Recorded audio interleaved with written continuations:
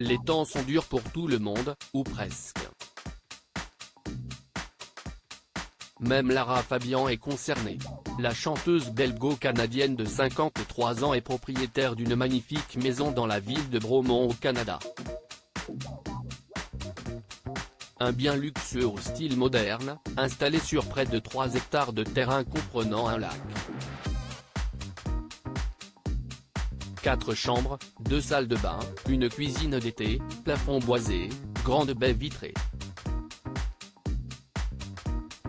Tous les éléments sont réunis pour attirer de potentiels acheteurs, à un détail près apparemment, son prix. Mise en ligne sur le site Realtor depuis plus d'une centaine de jours, la grande maison n'a toujours pas trouvé preneur. Un imprévu qui empêche Lara Fabian de s'installer paisiblement dans un autre bien qu'elle convoite au Canada comme l'a annoncé le Journal des femmes. Seule solution pour maximiser ses chances de se séparer de cette villa, faire un effort sur le prix.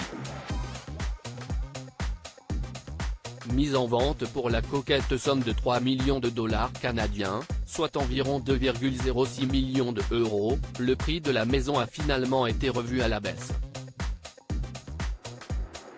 CST désormais à 2 625 000 dollars canadiens, soit un peu plus des 1,8 million d'euros, que Lara Fabian a fixé le prix.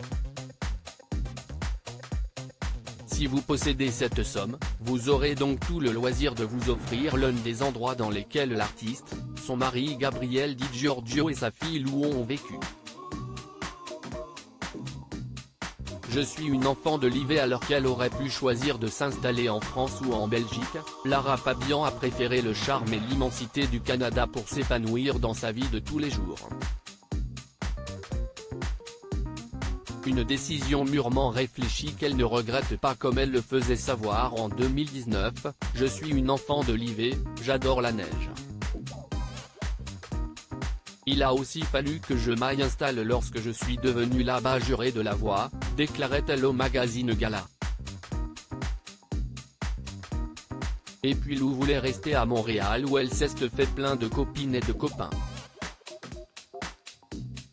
Son mari magicien pouvant travailler de n'importe, rien ne freinait le projet de Lara Fabian. D'autant plus qu'au Canada, la chanteuse est considérée comme une femme comme les autres, pour eux, je suis la mère de Lou, rien d'autre. Là-bas, tout se passe sans chichi, avec beaucoup moins de cérémonies qu'en Europe. Un anonymat qui vaut bien une petite ristourne.